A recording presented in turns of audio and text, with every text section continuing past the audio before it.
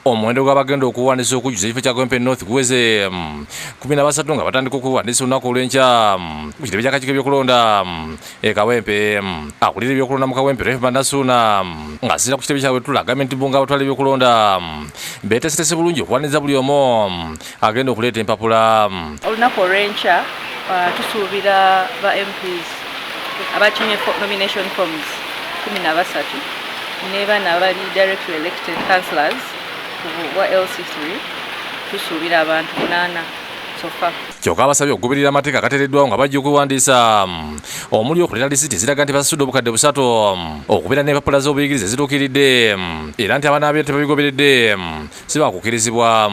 Ba MPs balina okusasula obukadde 3 mu banka, so no nga ba councillors bajja kusasula emitwalo 2, so tujja kubasuubira okujja ne receipts ne foomu zaffe zetwabawadde nga bazijjuza bulungi.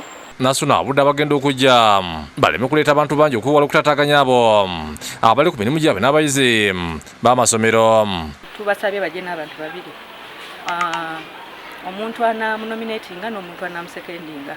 Tuwayizaamu n'abantu b'e Kawempe ne batubulira abagenda okuvuganya bye baagala bakolere nga bawangudde akalulu omuli ebyenjigiriza ebyobulamu, enguudo n'emyala. Kasasira atulugula nnyo kusinziira ku mupaasho esinga zempiseemu.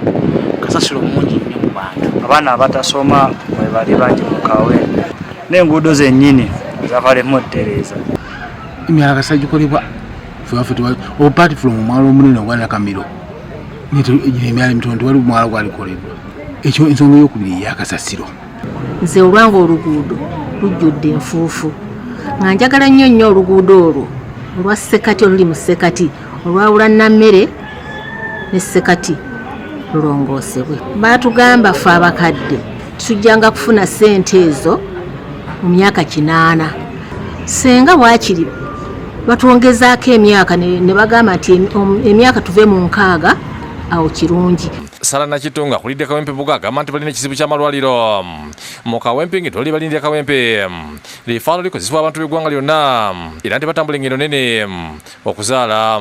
Naye oyinza okutambula waneeno mu kitundu kino kyonna eddwaliro jyaddisangako Mamboga, eddala ogenda ddisanga waneeno wansi, naye omujjuzo bw'otuuka wansi wano omujjuzo mungi Kawempe Lufaalo. Tuzimbira amalwaliro, eddwaliro tulina limu, abakyala abazaala babonaabona. Basabye nadda mpikirira Muhammad Sigirinya esiba ebbere nti ku bali abawadde eddwaliro nga bafuna obujjanjabi ku bwereere. Yatulaba nti ebyobulamu biri bubi ddala n'atuteerawo eddwaliro. Ng'abeegwanyiza ekifo bamaze okusunsulwa ku Lwokubiri n'Olwokuna ku bbalaza tukuteekedde akabbinkana ak'enjawulo akajja okubeera ku saa 2 okutuuka ku saa 4 ez'ekiro ng'abasunsuddwa battanya ensonga ze bagenda okulya banna Kawempe North. David Tamale yakusakidde Glen ku Lwabukedde TV.